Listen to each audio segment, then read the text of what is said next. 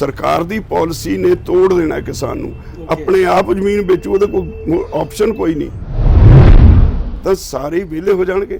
ਜ਼ਮੀਨ ultimately corporate house के कब्जे च आ जाएगी। सारी दुनिया च इदां आउंदी रही है, साडे कोई नवा फार्मूला नहीं। किसी ने आड़त की दुकान करनी है, ਉਹਦੀਆਂ 20 वेरीफिकेशन होंदियां भी फाइनैशियली साउंड है, ये किसी ने धोखा तो नहीं करके। पहला तो ये तो एक्ट च है, जो लाइसेंस लेना है तो लाजमी है। उन्होंने वेरीफिकेशन करके बई ये फाइनैशियली साउंड है, कोई फ्रॉड तो नहीं किया होया, कोई लोगों को लुटिया तो नहीं होया, उसके बाद लाइसेंस मिलता है। फिर लाइसेंस जो मिल गया फिर उन्हें एक्ट के तहत काम करना है। जे कोई गलत गल होगी तो उन्होंने फड़ लेना सरकार ने। इन्होंने जो एक्ट बनाता ये कहता किसी लाइसेंस की लोड़ ही नहीं। मध्य प्रदेश इन्हों की सरकार है तो उत्थे इंप्लीमेंटेशन हो गई। असी खेती मंत्री ने कहा भी तेरा सूबा है मध्य प्रदेश, उत्थे 200 करोड़ रुपए की फसल खरीद के भज के व्यापारी लभदे नहीं, तू दवा अपने तेरे सूबे च दवा दे उन्होंने 200 करोड़ की ठगी। अज ऑन रिकॉर्ड है। लोगों च गरीबी दियां भुखमरी दियां बहुत सारे देशों में ये अलामतां शुरू हो गई। हुण उन्होंने ये तो अगला, क्योंकि कोई सबक पढ़ते हो ਉਹਦਾ सिलेबस है, वो सारा सिलेबस कवर करने के बाद अगे तुहानूं पता ही नहीं भी हुण अगे की करिए। कोई नवीं किताब चुकोगे तो ही सीखोगे ना। इन्हां लोगों का जिहड़े डिवेलप कंट्रीज़ ने उन्हां दा कंसैप्ट हुण फेल हो गया। दो ही देश ने जिथे घनी आबादी है, संघनी आबादी है, हिंदुस्तान ते चीन किसी नूं नेड़े नहीं लगन दिंदा। साडा जिहड़ा इत्थे हैगा सिस्टम इहदे विच क्योंकि मैं जिवें पहलां कीता सोशलिस्टिक पैटर्न है, इत्थे पोलीटिकल पार्टियां इखलाकी तौर पर मैं समझदा नैशनलिस्ट एंगल तो देखा जाए तो कमज़ोर ने। ज़मीर टीवी देखने वाले तमाम दर्शकों को कुलवंत सिंह गगनपुरी वालों सत श्री अकाल। दोस्तों, किसान अंदोलन पिछले 4 महीने तो लगातार चल रहा है। 300 तो वध किसान शहीद हो चुके हैं, पर सरकार, केंद्र सरकार जो भारतीय जनता पार्टी की अगवाई वाली सरकार है, उस दे कन्न ते जू नहीं सरक रही और काले कानून वापस लैण लई वो अजे तक भी तैयार नहीं है। लेकिन किसान जथेबंदियां बड़ी सूझबूझ नाल चल रही हैं, शांतमई ढंग दे नाल अंदोलन चल रहा है। इस अंदोलन नूं चलाउण दे पिछे कुछ थिंक टैंक जिहड़े विद्वान किसान आगू हैं उन्हां दा बड़ा वड्डा रोल है। उन्हां आगूआं दे विचों ही प्रमुख आगू हैं सरदार बलवीर सिंह राजेवाल जो भारतीय किसान यूनियन के प्रधान हैं। आओ उन्हां दे नाल गलबात करदे हां। राजेवाल साहब, स्वागत है तुहाडा। धन्यवाद जी। राजेवाल साहब, काफ़ी लंबा समा हो गया अंदोलन, इन्ना लंबा अंदोलन कदे कोई चलिया नहीं, पर अजे तक कुछ भी लगता नहीं कि कुछ कामयाबी मिली नहीं।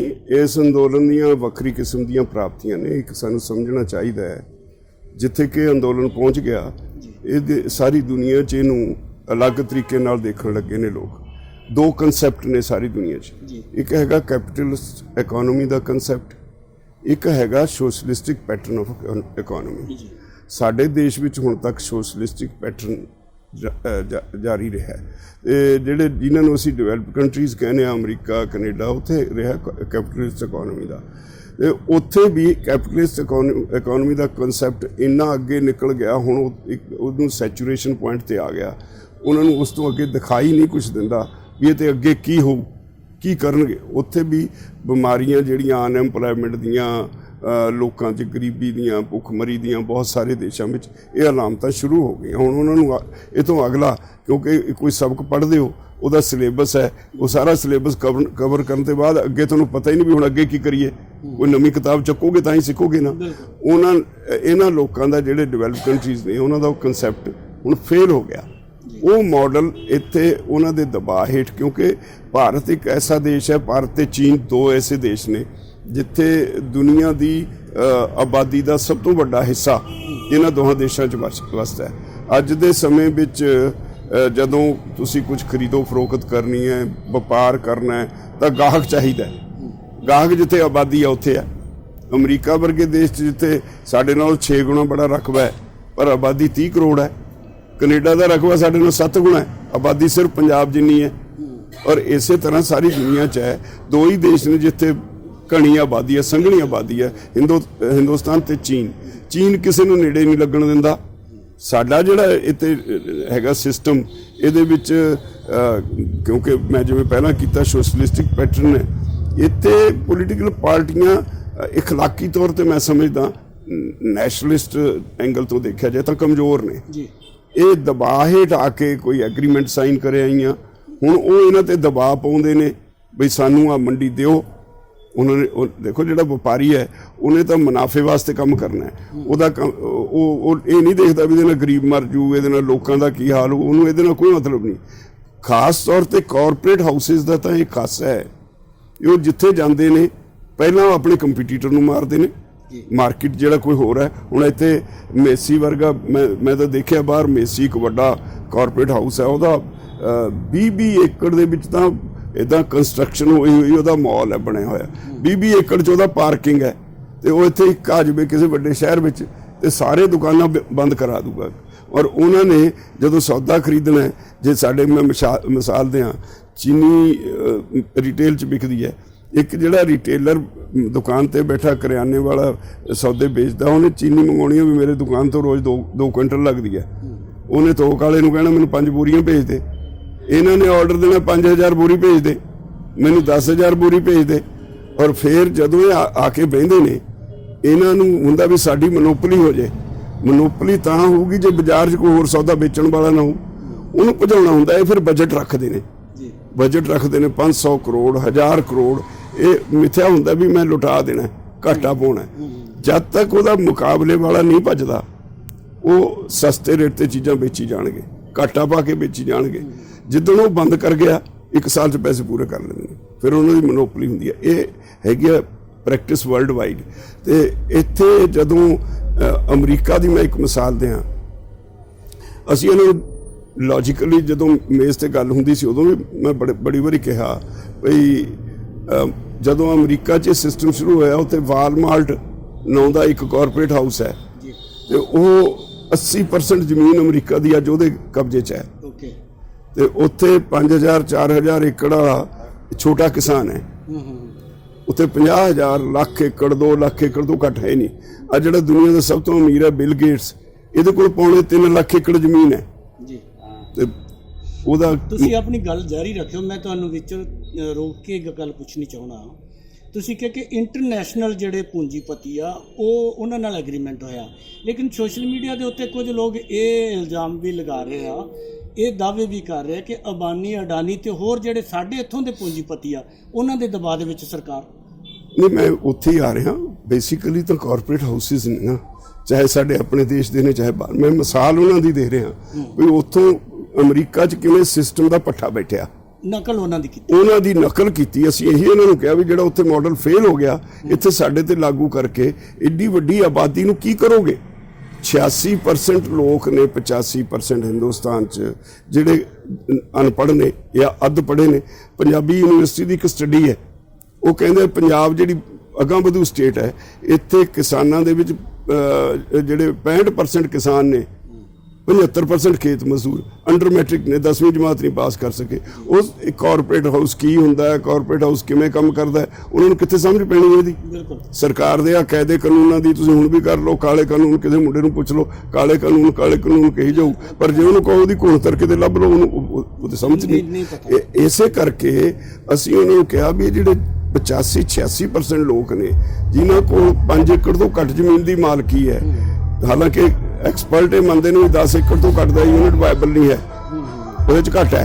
ਤੇ ਅਸੀਂ ਕਿਹਾ ਵੀ ਇਹ ਲੋਕ ਜਿਨ੍ਹਾਂ ਨੂੰ ਨਾ ਤਾਂ ਉਹਨਾਂ ਦੇ ਪੱਲੇ ਪੜ੍ਹਾਈ ਹੈ, ਨਾ ਕੋਈ ਕਾਰੋਬਾਰ ਕਰਨ ਵਾਸਤੇ ਖੁੱਲ੍ਹਾ ਪੈਸਾ, ਨਾ ਉਹਨਾਂ ਕੋਲ ਕੋਈ ਹੁਨਰ, ਤੇ ਕਿੱਥੇ ਜਾਣਗੇ। ਤੁਸੀਂ ਜ਼ਮੀਨਾਂ ਖੋਲੋਗੇ ਇਹ ਫਿਰ ਕਰਨਗੇ ਕੀ। ਜਿਹੜੇ ਕਾਰਪੋਰੇਟ ਹਾਊਸਿਸ ਨੇ ਉਹਨਾਂ ਨੇ ਤਾਂ 500 ਹਾਰਸ ਪਾਵਰ ਦੇ ਟਰੈਕਟਰ ਲਿਆ ਕੇ ਖੜਾ ਦੇਣੇ, ਵੱਡੀਆਂ ਮਸ਼ੀਨਾਂ ਖੜਾ ਦੇਣੀਆਂ ਨੇ, ਇੱਕੋ ਬੰਦੇ ਨੇ ਹਜ਼ਾਰਾਂ ਏਕੜ ਦੀ ਖੇਤੀ ਕਰ ਦੇਣੀ ਹੈ। ਤੇ ਬਾਕੀ ਜਿਹੜੇ ਲੋਕ ਵਿਹਲੇ ਹੋ ਜਾਣਗੇ, ਕੀ ਕਰਨਗੇ। ਉਹਨਾਂ ਕੋਲ ਕੋਈ ਰਸਤਾ ਨਹੀਂ, ਇਹਨਾਂ ਕੋਲ ਕੋਈ ਜਵਾਬ ਨਹੀਂ। ਇੱਥੇ ਤੁਸੀਂ ਕਿਹਾ ਕਿ ਕਬਜ਼ਾ ਹੋ ਜੂ ਜ਼ਮੀਨ ਤੇ। ਅਸੀਂ ਉਹਨਾਂ ਲੋਕਾਂ ਨਾਲ ਗੱਲ ਕਰਦੇ ਹਾਂ ਜਿਹੜੇ ਭਾਰਤੀ ਜਨਤਾ ਪਾਰਟੀ ਦੇ ਆਗੂ ਆ, ਉਹਨਾਂ ਦੇ ਕਹਿਣਾ ਕਿ ਧੱਕੇ ਨਾਲ ਕਿਸੇ ਦੀ ਜ਼ਮੀਨ ਤੇ ਕਬਜ਼ਾ ਨਹੀਂ ਕੀਤਾ ਜਾਏਗਾ। ਜਿਹੜਾ ਠੇਕੇ ਤੇ ਜ਼ਮੀਨ ਦੇਣਾ ਚਾਹੁੰਦਾ ਕਿਸਾਨ ਉਹ ਦੇਵੇ, ਜਿਹੜਾ ਨਹੀਂ ਦੇਣਾ ਚਾਹੁੰਦਾ ਉਹਦੀ ਮਰਜ਼ੀ ਆ। ਨਹੀਂ, ਉਹ ਝੂਠ ਬੋਲਦੇ ਆ, ਸਭ ਕੁਝ ਸਮਝਦੇ ਹੋਏ ਆ। ਤੁਸੀਂ ਸਿਸਟਮ ਨੂੰ ਸਮਝੋ ਕੀ ਹੈ। ਅੱਜ ਹਿੰਦੁਸਤਾਨ 'ਚ ਨਹੀਂ ਦੁਨੀਆ 'ਚ ਸਭ ਤੋਂ ਵਧੀਆ ਮੰਡੀਕਰਨ ਸਿਸਟਮ ਪੰਜਾਬ ਤੇ ਹਰਿਆਣੇ ਦਾ ਹੈ। ਓਕੇ, ਇਹ ਦੋਏ ਸੂਬੇ ਨੇ ਜਿੱਥੇ ਅਸੀਂ ਮੰਡੀਆਂ ਬਣਾਈਆਂ, ਜਿੱਥੇ ਅਸੀਂ ਇਨਫਰਾਸਟ੍ਰਕਚਰ ਡਿਵੈਲਪ ਕੀਤਾ, ਇੱਥੇ ਹੀ MSP ਤੇ ਫਸਲਾਂ ਵਿਕਦੀਆਂ, ਬਾਕੀ ਕਿਸੇ ਸੂਬੇ 'ਚ ਨਹੀਂ ਵਿਕਦੀਆਂ। ਇਹਦੀ ਮਿਸਾਲ ਲਓ, ਹੁਣ ਕੱਲ੍ਹ ਔਰ ਪਰਸੋਂ 2 ਦਿਨਾਂ ਵਿੱਚ ਕਿਤੇ ਬਠਿੰਡੇ ਕਿਸਾਨਾਂ ਨੇ ਕਣਕ ਦੇ ਬਿਹਾਰ ਤੋਂ ਆਏ ਟਰੱਕ ਘੇਰੀ ਖੜੇ ਨੇ ਵੀ ਇਹ ਸਾਡੀ ਤਾਂ ਹੈ ਨਹੀਂ, ਬਾਹਰੋਂ ਆ ਕੇ ਇੱਥੇ ਕਿਵੇਂ ਵਿਕੀ। ਕਿਤੇ ਰੋਪੜ ਘੇਰੀ ਖੜੇ ਨੇ, ਉੱਥੋਂ ਕਣਕ 1100 ਰੁਪਏ ਖਰੀਦੀ ਹੈ ਵਪਾਰੀ ਨੇ, 200 ਰੁਪਏ ਕਿਰਾਇਆ ਦੇ ਦਿੱਤਾ। ਇੱਥੇ 1950 ਵੇਚਣ ਵਾਸਤੇ ਇੱਥੇ ਲਿਆ ਕੇ ਕਢਾ ਲਈ 2 ਨੰਬਰ 'ਚ, ਕਿਸਾਨ ਦੇ ਨਾਂ ਤੇ ਵੇਚ ਕੇ 1950। ਜੇ ਇੱਥੇ ਪੰਜਾਬ ਵਿੱਚ ਅਸੀਂ 135 ਲੱਖ ਟਨ ਕਣਕ ਪੈਦਾ ਕਰਦੇ ਹਾਂ, ਜੇ ਪੰਜਾਬ ਵਿੱਚ ਉੱਥੇ ਵਾਲਾ ਹਾਲ ਹੋ ਗਿਆ, ਉੱਥੇ ਮੰਡੀ ਹੈ ਨਹੀਂ, ਜੇ ਇੱਥੇ ਮੰਡੀ ਖਤਮ ਹੋ ਗਈ ਤਾਂ ਸਾਡੀ ਕਿਸੇ ਨੇ 700 ਨੂੰ ਨਹੀਂ ਪੁੱਛਣੀ। ਬਹੁਤ ਵੱਡੀ ਸਾਡਾ ਇੱਕ ਹੋਰ ਫਰਕ ਹੈ, ਦੋ ਟਰਮਸ ਸਮਝਣੀਆਂ ਬਹੁਤ ਮਤਲਬ ਜ਼ਰੂਰੀ ਨੇ। ਸਾਡੇ ਕੋਲ ਸਰਪਲਸ ਨਹੀਂ ਹੈ, ਮਾਰਕੀਟੇਬਲ ਸਰਪਲਸ ਹੈ, ਉਹ ਤੋਂ ਵੀ ਖਤਰਨਾਕ ਹੈ ਜੀ। ਬਾਹਰਲੀਆਂ ਸਟੇਟਾਂ 'ਚ ਕੀ ਹੈ ਵੀ ਉਹਨਾਂ ਦੇ ਕੋਲ ਉਹਨਾਂ ਨੇ ਜਿੰਨੀ ਫਸਲ ਹੋਈ ਸਾਰੀ ਮਾਰਕੀਟ 'ਚ ਵੇਚ ਦੇਣੀ ਹੈ, ਬਾਅਦ 'ਚ ਮੁੱਲ ਲੈ ਕੇ ਖਾਣਾ ਹੈ। ਸਾਡੇ ਕੀ, ਅਸੀਂ ਪਹਿਲਾਂ ਆਪਣੇ ਘਰ ਨੂੰ ਖਾਣ ਵਾਸਤੇ ਰੱਖਦੇ ਹਾਂ, 20 ਵਾਸਤੇ ਵੀ ਰੱਖ ਲੈਂਦੇ ਹਾਂ, ਫਿਰ ਉਹ ਤੋਂ ਬਾਅਦ ਜਿਹੜੀ ਬਾਕੀ ਬਚ ਗਈ ਉਹ ਹੈਗੀ ਮਾਰਕੀਟੇਬਲ ਸਰਪਲਸ, ਅਸੀਂ ਉਹ ਵੇਚਦੇ ਹਾਂ। ਸਾਨੂੰ ਬਾਹਰੋਂ ਮਾਰਕੀਟ 'ਚੋਂ ਖਰੀਦਣ ਦੀ ਤਾਂ ਫਿਰ ਲੋੜ ਨਹੀਂ, ਅਸੀਂ ਆਪਣਾ ਜੋ ਸਟਾਕ ਸੀ ਸਾਰਾ ਸਰਪਲਸ ਜਿਹੜਾ ਸੀ ਵੇਚਦਾ, ਆਪਣੇ ਘਰ ਵਾਸਤੇ ਸਾਡੇ ਕੋਲ ਪਈ ਹੈ। 135 ਲੱਖ ਟਨ ਮਾਰਕੀਟੇਬਲ ਸਰਪਲਸ ਉਹਨਾਂ ਸਟੇਟਾਂ ਦੇ 200 ਲੱਖ ਟਨ ਦੇ ਬਰਾਬਰ ਹੈ।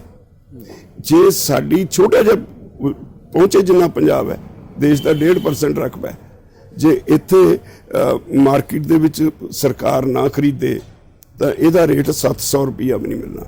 ਤੁਸੀਂ ਮੈਨੂੰ ਦੱਸਿਓ, ਸਾਡੀ ਵਾਇਬਿਲਿਟੀ 1925 ਦੇ ਵਿੱਚ ਵੀ ਹੈ ਨਹੀਂ, ਇਹ ਤਾਂ ਬਹੁਤ ਵਾਰੀ ਅਸੀਂ ਮਨਾ ਚੁੱਕੇ, ਸਰਕਾਰ ਨੂੰ ਇੱਕ ਅਲੱਗ ਵਿਸ਼ਾ ਹੈ। ਪਰ ਜੇ ਇੱਥੇ ਦੇ ਕਿਸਾਨ ਨੂੰ 700 ਰੁਪਏ ਭਾਅ ਮਿਲੇ, ਜਿਹੜਾ ਘਾਟਾ ਉਹਨੇ ਕਿੱਥੋਂ ਪੂਰਾ ਕਰਨਾ? ਕਰਜ਼ਾ ਚੱਕ ਕੇ ਜੀ। ਘਰ ਤਾਂ ਚਲਾਉਣਾ ਹੈ ਨਾ, ਘਰ ਚਲਾਉਣਾ, ਬੱਚਿਆਂ ਨੂੰ ਵੀ ਖਾਣ ਪੀਣ ਨੂੰ ਦੇਣਾ, ਪਹਿਨਣ ਨੂੰ ਦੇਣਾ, ਫੀਸ ਦੇਣੀ ਹੈ, ਬਿਮਾਰ ਹੋ ਗਿਆ ਉਹਦਾ ਇਲਾਜ ਵੀ ਕਰਾਉਣਾ ਹੈ, ਉਹਦਾ ਸਾਰਾ ਦਾਰੋਮਦਾਰ ਇਸੇ ਫਸਲ ਦੇ ਉੱਤੇ ਹੈ। 6 ਮਹੀਨੇ ਦਾ ਅਗਲੀ ਫਸਲ ਤੇ ਹੈ। ਜੇ ਉਹਨੂੰ ਘਾਟਾ ਪਊਗਾ 1925 ਦੀ ਬਜਾਏ 700 ਮਿਲੂ, ਕਰਜ਼ਾ ਸਿਰ ਚੜ ਜੂ। ਕਰਜ਼ੇ ਦੀ ਲਿਮਿਟ ਹੈ, ਕਿੰਨੀ ਦੇਰ ਬਰਦਾਸ਼ਤ ਕਰੂ, ਅਗਲੀ ਫਸਲ ਫੇਰ ਇਦਾਂ ਹੀ ਵਿਕਣੀ ਹੈ।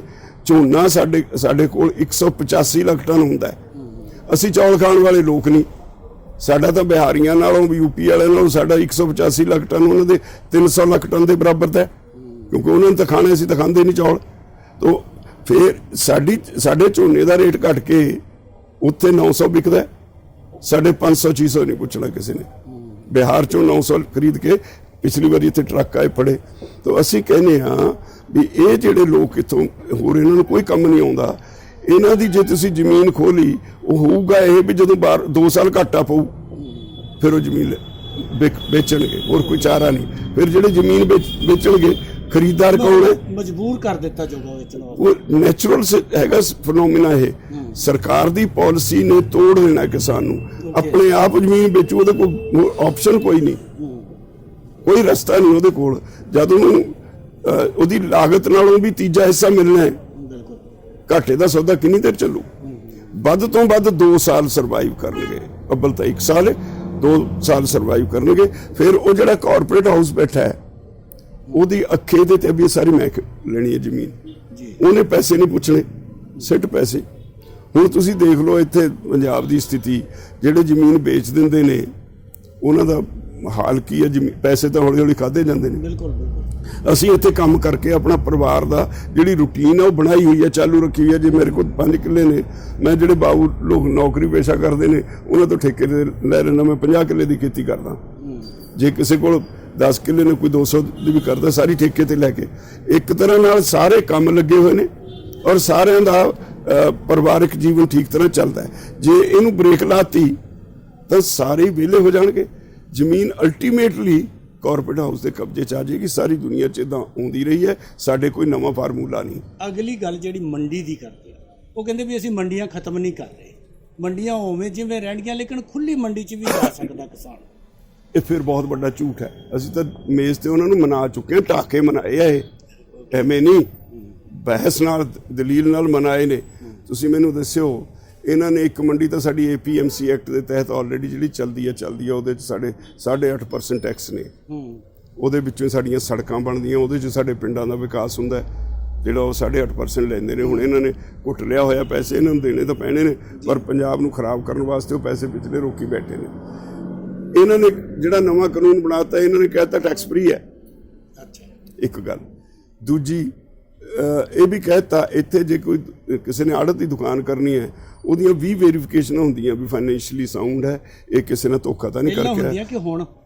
ਪਹਿਲਾਂ ਤਾਂ ਇਹ ਤਾਂ ਐਕਟ 'ਚ ਹੈ, ਜੇ ਲਾਇਸੈਂਸ ਲੈਣਾ ਹੈ ਤਾਂ ਲਾਜ਼ਮੀ ਹੈ। ਉਹਨਾਂ ਨੇ ਵੈਰੀਫਿਕੇਸ਼ਨ ਕਰਕੇ ਬਈ ਇਹ ਫਾਈਨੈਂਸ਼ੀਅਲੀ ਸਾਊਂਡ ਹੈ, ਕੋਈ ਫਰਾਡ ਤਾਂ ਨਹੀਂ ਕੀਤਾ ਹੋਇਆ, ਕੋਈ ਲੋਕਾਂ ਨੂੰ ਲੁੱਟਿਆ ਤਾਂ ਨਹੀਂ ਹੋਇਆ, ਉਹ ਤੋਂ ਬਾਅਦ ਲਾਇਸੈਂਸ ਮਿਲਦਾ ਹੈ। ਫਿਰ ਲਾਇਸੈਂਸ ਜਦੋਂ ਮਿਲ ਗਿਆ, ਫਿਰ ਉਹਨੇ ਐਕਟ ਦੇ ਤਹਿਤ ਕੰਮ ਕਰਨਾ ਹੈ। ਜੇ ਕੋਈ ਗਲਤ ਗੱਲ ਹੋ ਗਈ ਤਾਂ ਉਹਨੂੰ ਫੜ ਲੈਣਾ ਸਰਕਾਰ ਨੇ। ਇਹਨਾਂ ਨੇ ਜਿਹੜਾ ਐਕਟ ਬਣਾਤਾ, ਇਹਦੇ 'ਚ ਕਹਿਤਾ ਕਿਸੇ ਲਾਇਸੈਂਸ ਦੀ ਲੋੜ ਹੀ ਨਹੀਂ, ਕੋਈ ਵੀ ਖਰੀਦ ਲੇ, ਜੋ ਖਰੀਦ ਲੈ ਸਿਰਫ ਆਧਾਰ ਕਾਰਡ ਚਾਹੀਦਾ ਜਾਂ ਪੈਨ ਕਾਰਡ ਚਾਹੀਦਾ ਇਨਕਮ ਟੈਕਸ ਦਾ, ਜਾਂ ਕੋਈ ਵੀ ਡਾਕੂਮੈਂਟ ਜਿਹੜਾ ਭਾਰਤ ਸਰਕਾਰ ਤੋਂ ਮਾਨਤਾ ਪ੍ਰਾਪਤ ਹੈ। ਜਿਵੇਂ ਪਹਿਲਾਂ ਪਿੰਡਾਂ 'ਚ ਕੱਪੜਾ ਵੇਚਣ ਆਉਂਦੇ ਸੀ, ਉਵੇਂ ਹੀ ਕੋਈ ਖਰੀਦੇ ਕੋਈ ਵੇਚੇ ਜੀ। ਤੁਸੀਂ ਹਾਲੇ ਕਾਨੂੰਨ ਇੰਪਲੀਮੈਂਟੇਸ਼ਨ ਹੋਣੀ ਹੈ। ਮੱਧ ਪ੍ਰਦੇਸ਼ 'ਚ ਇਹਨਾਂ ਦੀ ਸਰਕਾਰ ਹੈ ਜੀ, ਤੇ ਉੱਥੇ ਇੰਪਲੀਮੈਂਟੇਸ਼ਨ ਹੋ ਗਈ। ਅਸੀਂ ਖੇਤੀ ਮੰਤਰੀ ਨੂੰ ਕਿਹਾ ਵੀ ਤੇਰਾ ਸੂਬਾ ਮੱਧ ਪ੍ਰਦੇਸ਼, ਉੱਥੇ 200 ਕਰੋੜ ਰੁਪਏ ਦੀ ਫਸਲ ਖਰੀਦ ਕੇ ਭੱਜ ਗਏ, ਵਪਾਰੀ ਲੱਭਦੇ ਨਹੀਂ, ਤੂੰ ਦਵਾ ਆਪਣੇ ਤੇਰੇ ਸੂਬੇ 'ਚ ਦਵਾ ਦੇ ਉਹਨਾਂ ਨੂੰ। 200 ਕਰੋੜ ਦੀ ਠੱਗੀ ਅੱਜ ਔਨ ਰਿਕਾਰਡ ਹੈ, ਪੇਮੈਂਟ ਨਹੀਂ ਮਿਲੀ ਉਹਨਾਂ ਨੂੰ, ਪੇਮੈਂਟ ਦਿੱਤੀ ਨਹੀਂ, ਮਾਲ ਖਰੀਦਿਆ ਤੁਰ ਕੇ ਲੱਭੀ ਜਾਓ। ਹੁਣ ਇੱਕ ਕਾਰਪੋਰੇਟ ਹਾਊਸ ਹੈ, ਇੱਕ ਉਹਦੇ ਮਗਰ ਗਰੀਬ ਕਿਸਾਨ ਫਿਰਦਾ।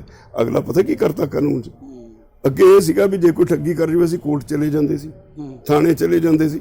ਹੁਣ ਇਹਨਾਂ ਨੇ ਕਹਿਤਾ ਨਹੀਂ, ਕੋਰਟ 'ਚ ਨਹੀਂ ਜਾ ਸਕਦੇ ਤੁਸੀਂ। ਇਹ ਨਵੇਂ ਕਾਨੂੰਨ ਚ ਕੋਰਟ 'ਚ ਨਹੀਂ ਜਾ ਸਕਦੇ ਤੁਸੀਂ। ਐਸਡੀਐਮ ਕੋਲ ਜਾਓਗੇ, ਐਸਡੀਐਮ ਇੱਕ ਰੀਕਨਸੀਲੀਏਸ਼ਨ ਬੋਰਡ ਬਣਾਏਗਾ, ਸਮਝੌਤਾ ਬੋਰਡ ਬਣਾਏਗਾ। ਬੋਰਡ ਕਿਹਦਾ ਹੋਊਗਾ? ਅੱਜ ਕਾਂਗਰਸ ਦੀ ਹਕੂਮਤ ਹੈ, ਕਾਂਗਰਸੀਆਂ ਦਾ ਬਣ ਜੂ, ਕੱਲ ਨੂੰ ਅਕਾਲੀਆਂ ਦੇ ਹੋਏ ਅਕਾਲੀਆਂ ਦਾ ਬਣ ਜੂ।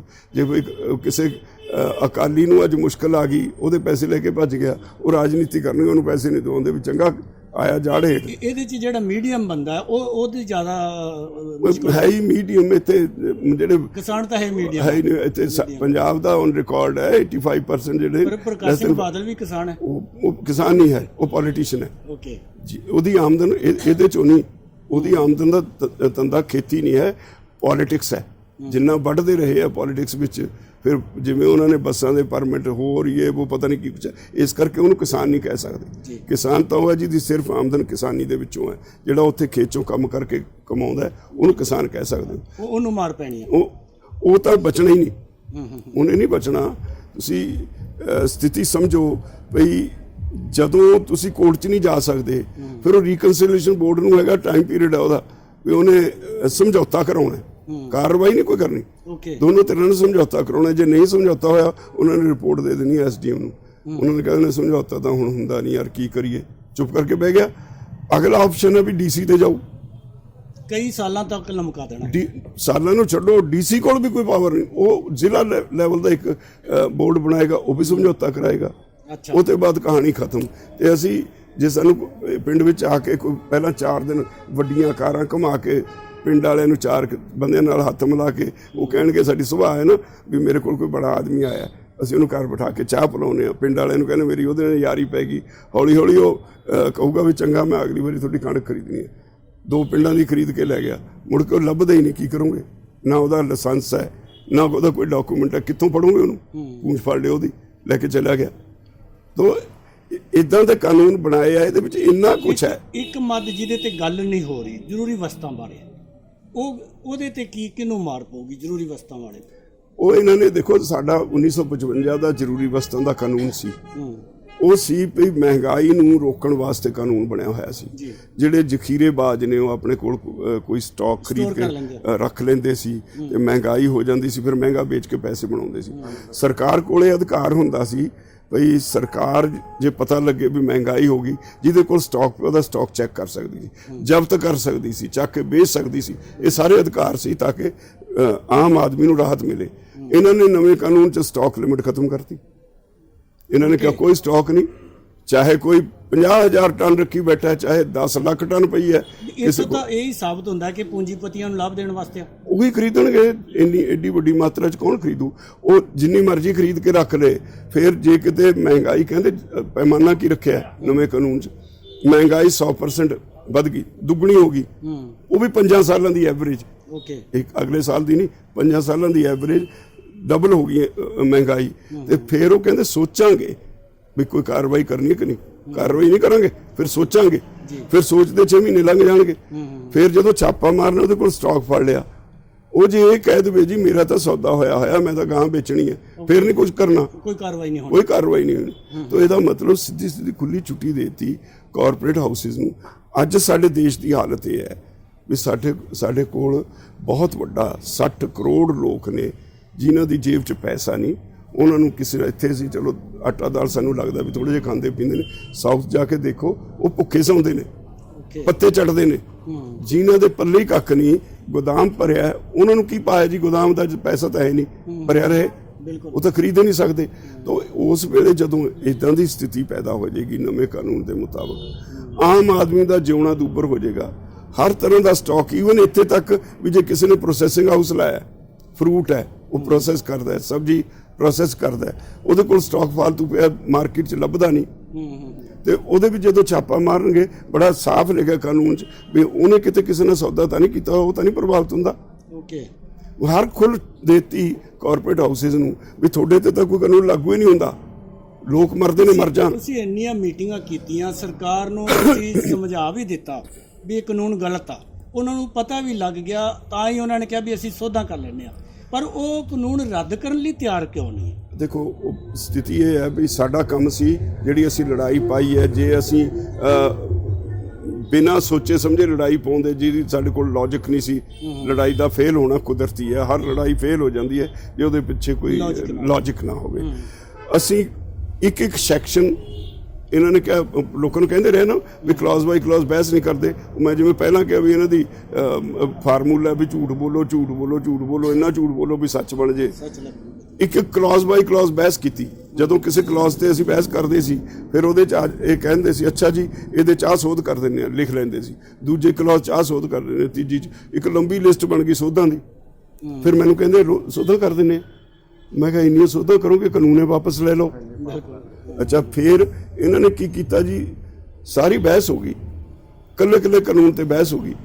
ਬਹਿਸ ਤੋਂ ਬਾਅਦ ਇਹ ਸਾਨੂੰ ਕਹਿੰਦੇ ਨੇ ਮੰਤਰੀ ਜੀ, ਇਹਨਾਂ ਦੇ ਇੱਕ ਵੱਡੇ ਮੰਤਰੀ भी जी ऐसे करो राज्यपाल साहब, हमने बहुत से कानून बनाए हैं, आप रिपील करने को ना कहो, इसमें इतने संशोधन करवा लो कि इसमें कुछ भी ना बचे, एक तरफ पड़ा रहेगा कानून, एक तरफ पड़ा रहेगा, लागू करने के लायक नहीं होगा, लेकिन रिपील करने को ना कहो। मैंने कहा क्यों ना कहूँ?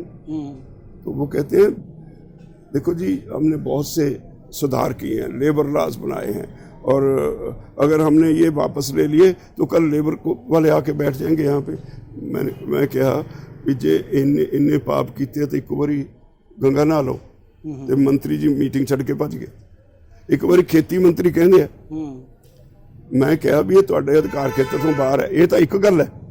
एक दूजा गल जिहड़ा साडे अकाली भले मानस जिहड़े आनंदपुर दा मता वध अधिकारां दी गल बड़ा दुहाई पाउंदे ने, पर खड़े कित्थे ने? अज तक इन्हां ने पूणी नहीं कत्ती, असीं आड़े खड़े हां। असीं इन्हां नूं कहा भी ये कानून बनाउण दा तुहानूं अधिकार है नहीं। साडे संविधान च 7th शेड्यूल च 3 लिस्टां ने, एक हैगी स्टेट लिस्ट जिहदे च सूबा दीआं सरकारां दे अधिकार ने भी यही कानून बना सकदे ने, होर नहीं कोई बना सकदा। एक हैगी यूनियन लिस्ट जिहदे च केंद्र सरकारी कानून बना सकदी। एक हैगी कंकरेंट लिस्ट, ਉਹਦੇ ਵਿੱਚ ਸੂਬਾ ਤੇ ਸੈਂਟਰ ਦੋਹਾਂ ਨੂੰ ਮਿਲ ਕੇ ਕਾਨੂੰਨ ਬਣਾਉਣ ਦਾ ਅਧਿਕਾਰ ਹੈ ਜੀ। ਇਹਨਾਂ ਨੇ ਜਿਹੜੇ ਕਾਨੂੰਨ ਬਣਾਏ ਨੇ ਕੰਕਰੈਂਟ ਲਿਸਟ 'ਚ ਬਣਾਏ ਨੇ 33 ਨੰਬਰ ਆਈਟਮ 'ਚ। ਤੇ ਮੈਂ ਇਹਨਾਂ ਨੂੰ ਕਿਹਾ ਦੇਖੋ ਜੀ ਤੁਸੀਂ ਸਟੇਟ ਲਿਸਟ ਚੱਕ ਲਓ, 12 ਨੰਬਰ ਤੇ ਲਿਖਿਆ ਐਗਰੀਕਲਚਰ, ਇਹਦਾ ਮਤਲਬ ਖੇਤੀ ਸੂਬੇ ਦਾ ਅਧਿਕਾਰ ਹੈ, ਤੁਸੀਂ ਨਹੀਂ ਕੋਈ ਕਰ ਸਕਦੇ। ਸੈਂਟਰ ਦਾ 18 ਨੰਬਰ ਤੇ ਲਿਖਿਆ ਮਾਰਕੀਟਿੰਗ। ਇਹ ਕਹਿੰਦੇ ਜੀ ਅਸੀਂ ਤਾਂ ਮੰਡੀ ਬਣਾਈ ਹੈ। ਅਸੀਂ ਕਿਹਾ ਭਲੇ ਮਾਨਸੋ ਤੁਸੀਂ ਇਹ ਅਸੀਂ ਜਦੋਂ ਜਾਂਦੇ ਵਪਾਰ ਕਰਨੀ ਜਾਂਦੇ, ਤੁਸੀਂ ਟ੍ਰੇਡਿੰਗ ਵਾਸਤੇ ਬਣਾਇਆ ਕਾਨੂੰਨ, ਅਸੀਂ ਵਪਾਰੀ ਨਹੀਂ, ਅਸੀਂ ਤਾਂ ਆਪਣੀ ਫਸਲ ਮੰਡੀ 'ਚ ਮੰਡੀਕਰਨ ਕਰਨ ਜਾਂਦੇ ਹਾਂ। ਤੇ ਮਾਰਕੀਟਿੰਗ ਜਿਹੜਾ ਉਹ ਸਟੇਟ ਸਬਜੈਕਟ ਹੈ, ਤੁਸੀਂ ਕਾਨੂੰਨ ਨਹੀਂ ਬਣਾ ਸਕਦੇ। ਤੇ ਫਿਰ ਨਹੀਂ, ਫਿਰ ਮੈਂ ਕਿਹਾ ਵੀ ਤੁਸੀਂ ਕੰਕਰੈਂਟ ਲਿਸਟ 33 ਨੰਬਰ ਆਈਟਮ ਪੜ੍ਹ ਲਓ, ਉਹਦੇ ਵਿੱਚ ਲਿਖਿਆ ਤੁਸੀਂ ਫੂਡ ਸਟੱਫ ਤੇ ਕਾਨੂੰਨ ਬਣਾ ਸਕਦੇ ਹੋ। ਅਸੀਂ ਤਾਂ ਫੂਡ ਸਟੱਫ ਪੈਦਾ ਹੀ ਨਹੀਂ ਕਰਦੇ, ਅਸੀਂ ਕਣਕ ਪੈਦਾ ਕਰਦੇ ਹਾਂ, ਫੂਡ ਗ੍ਰੇਨ ਹੈ। ਕਣਕ ਤੋਂ ਆਟਾ ਬਾਅਦ 'ਚ ਬਣਦਾ, ਖੇਤ ਵਿੱਚੋਂ ਨਹੀਂ ਆਟਾ ਬਣ ਕੇ ਆਉਂਦਾ, ਕੁਦਰਤ ਨੇ ਨਹੀਂ ਆਟਾ ਬਣਾਇਆ, ਉਹ ਬਾਅਦ ਮਨੁੱਖ ਨੇ ਬਣਾਇਆ ਪੀ ਕੇ। ਤੇ ਅਸੀਂ ਝੋਨਾ ਪੈਦਾ ਕਰਦੇ ਹਾਂ, ਫੂਡ ਗ੍ਰੇਨ ਹੈ, ਚੌਲ ਬਾਅਦ 'ਚ ਨਿਕਲਦੇ ਨੇ, ਫੂਡ ਸਟੱਫ ਹੈ। ਇਸ ਕਰਕੇ ਤੁਸੀਂ ਤਾਂ ਕਾਨੂੰਨ ਬਣਾ ਹੀ ਨਹੀਂ ਸਕਦੇ। ਨਾ ਮੰਨੇ, ਮੈਂ ਇੱਕ ਮੀਟਿੰਗ ਵਿੱਚ 7 ਪਾਰਲੀਮੈਂਟ ਕੁਐਸਚਨ ਕੱਢ ਕੇ ਲੈ ਗਿਆ। ਜਿੱਥੇ ਮੈਂ ਪੜ੍ਹ ਕੇ ਸੁਣਾਈ ਜਾਵਾਂ ਖੇਤੀ ਮੰਤਰੀ ਨੂੰ ਵੀ ਦੇਖੋ ਜੀ ਇਸ ਸਵਾਲ 'ਚ ਇੰਨੇ ਨੰਬਰ ਸਵਾਲ 'ਚ ਫਲਾਣੇ MP ਨੂੰ ਇਸ ਤਰੀਕ ਨੂੰ ਤੁਸੀਂ ਕਿਹਾ ਖੇਤੀ ਸਟੇਟ ਸਬਜੈਕਟ ਹੈ, ਇੰਨਾ ਨੰਬਰ ਸਵਾਲ ਫਲਾਣਾ MP ਫਲਾਣੀ ਤਰੀਕ ਨੂੰ ਤੁਸੀਂ ਕਿਹਾ ਵੀ ਖੇਤੀ ਮਾਰਕੀਟਿੰਗ ਸਟੇਟ ਸਬਜੈਕਟ ਹੈ। ਹੁਣ ਸੱਤੇ ਪੜ੍ਹ ਕੇ ਸੁਣਾਏ ਵੀ ਤੁਸੀਂ ਆਪ ਕਿਹਾ, ਹੁਣ ਦੱਸੋ ਜੀ ਕੀ ਕਸਰ ਰਹਿ ਗਈ? ਤੁਸੀਂ ਆਪ ਕਹੀ ਜਿਹਨੂੰ ਖੇਤੀ ਔਰ ਮਾਰਕੀਟਿੰਗ ਸਟੇਟ ਸਬਜੈਕਟ ਹੈ, ਹੁਣ ਤੁਸੀਂ ਕਿਉਂ ਦਖਲ ਦਿੱਤਾ ਇਹਦੇ 'ਚ? कोई जवाब ना आए, बैठा करीजिए 2 मिनट, हाँ मैंने कहा होगा, मेरे मुंह से निकल गया होगा, कुछ कह दिया होगा, 2 मिनट करके अच्छा आप बैठो हम अभी आते हैं, उठ के चला गया। 5 घंटे नहीं आया, ਉੱਥੇ ਸਾਨੂੰ ਚਾਹ ਚੂ ਪਿਲਾਤੀ, ਅਸੀਂ ਉਡੀਕੀ ਜੀ ਵੀ ਮੰਤਰੀ ਆਉਣਗੇ। ਇਹ ਹਾਲਤ ਹੈ ਇਹਨਾਂ ਦੀ। ਮੇਰਾ ਸਵਾਲ ਇਹ ਹੈਗਾ, ਸੰਖੇਪ ਚ ਦੱਸਿਓ ਵੀ ਕਾਰਨ ਕੀ ਹੈ, ਮਜਬੂਰੀ ਕੀ ਹੈ ਸਰਕਾਰ ਦੀ? ਮਜਬੂਰੀ ਸਰਕਾਰ ਦੀ ਇਹ ਹੈ ਵੀ ਅੱਜ ਤੱਕ ਜਿੰਨੇ ਵੀ ਕਾਨੂੰਨ ਬਣੇ ਆ, ਜਦੋਂ ਦੇ ਅਸੀਂ ਆਜ਼ਾਦ ਹੋਏ ਹਾਂ, ਕਾਨੂੰਨ ਬਣਦਾ ਲੋਕਾਂ ਦੇ ਭਲੇ ਲਈ ਜੀ, ਤੇ ਕਦੇ ਵੀ ਕੋਈ ਕਾਨੂੰਨ ਬਣਦੀ ਸਾਰ ਵਾਪਸ ਨਹੀਂ ਹੋਇਆ, ਉਹਦਾ ਵਿਰੋਧ ਕਦੇ ਨਹੀਂ ਹੋਇਆ ਅੱਜ ਤੱਕ। ਜਦੋਂ ਕੋਈ ਕਾਨੂੰਨ ਬਣਦਾ ਹੈ ਘੱਟੋ ਘੱਟ 20 ਸਾਲ ਬਾਅਦ ਰਿਪੀਲ ਹੁੰਦਾ, ਕੋਈ 50 ਸਾਲ ਬਾਅਦ ਰਿਪੀਲ ਹੁੰਦਾ, ਕਈ ਤਾਂ 100 ਸਾਲ ਦੇ ਕਾਨੂੰਨ ਪਏ ਆ, ਅੱਜ ਤੱਕ ਉਹਨਾਂ ਨੂੰ ਰਿਪੀਲ ਕਰਨ ਦੀ ਲੋੜ ਨਹੀਂ ਮਹਿਸੂਸ ਹੁੰਦੀ, ਲੋਕਾਂ ਦੇ ਹਿੱਤ 'ਚ ਹੈ। ਇਹ ਕਾਨੂੰਨ ਬਣੇ ਪਿੱਛੋਂ ਲਾਗੂ ਹੋਣ ਤੋਂ ਪਹਿਲਾਂ ਹੀ ਅਸੀਂ ਰੌਲਾ ਪਾ ਲਿਆ ਵੀ ਤੇ ਰਿਪੀਲ ਕਰੋ ਤਾਂ ਸਾਨੂੰ ਬਰਬਾਦ ਕਰ ਦੇਣਗੇ। ਉਹਨਾਂ ਨੂੰ ਇਹ ਲੱਗਦਾ ਵੀ ਅਸੀਂ ਕਾਨੂੰਨ ਬਣਾ ਬੈਠੇ, ਅੱਜ ਤੱਕ ਇਤਿਹਾਸ ਵਿੱਚ ਕਦੇ ਰਿਪੀਲ ਹੋਏ ਨਹੀਂ, ਜੇ ਇਸ ਨੂੰ ਰਿਪੀਲ ਕਰਨੇ ਪੈ ਗਏ ਤਾਂ ਮੋਦੀ ਹੈ ਤਾਂ ਮੁਮਕਿਨ ਹੈ, ਫਿਰ ਇਹ ਲੈ ਜੂਗਾ। ਨਹੀਂ ਰਾਜੇਵਾਲ ਸਾਹਿਬ, ਇਸ ਸਮੇਂ ਪੂਰੇ ਦੇਸ਼ 'ਚ ਨਹੀਂ ਦੁਨੀਆ ਦੇ ਵਿੱਚ BJP ਜਿਹੜੀ ਹੈ ਡੀਫੇਮ ਹੋ ਰਹੀ ਆ, ਉਹਨੂੰ ਨੁਕਸਾਨ ਹੋ ਰਿਹਾ, ਫਿਰ ਉਹਨਾਂ ਨੂੰ ਸਮਝ ਕਿਉਂ ਨਹੀਂ ਆ ਰਹੀ?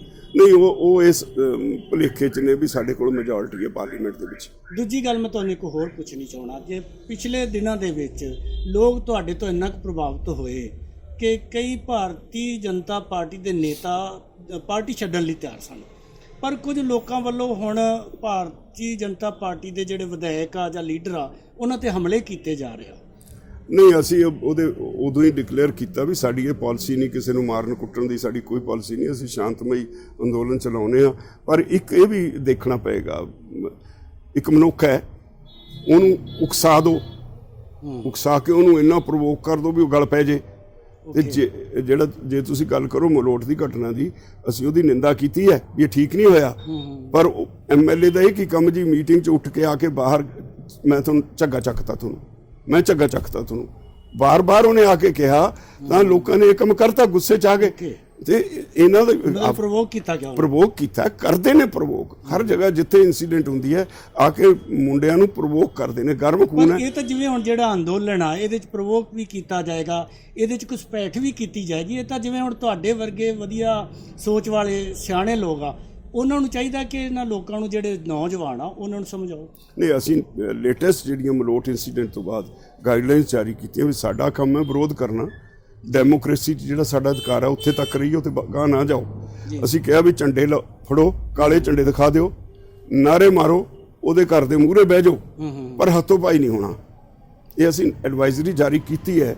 ਪਰ ਜਿੱਥੇ ਕਿਤੇ ਕੁਝ ਇਹ ਵੀ ਹੈ, ਅੰਦੋਲਨ ਬਹੁਤ ਵੱਡਾ ਹੈ, ਇਹਦਾ ਸਰੂਪ ਇਸ ਵੇਲੇ ਤੁਸੀਂ ਜਿਵੇਂ ਕਹਿੰਦੇ ਇੰਟਰਨੈਸ਼ਨਲ ਲੈਵਲ ਤੇ, ਚਲੋ ਇੱਥੇ ਤੇ ਤਾਂ ਫਿਜ਼ੀਕਲੀ ਵੀ ਲੋਕ ਸਾਰੇ ਇਹਦੇ ਵਿੱਚ ਸ਼ਾਮਲ ਹੋ ਗਏ, ਏਡੇ ਵੱਡੇ ਅੰਦੋਲਨ ਵਿੱਚ ਦੂਸਰੀਆਂ ਫੋਰਸਿਸ ਵੀ ਆ ਜਾਂਦੀਆਂ ਨੇ।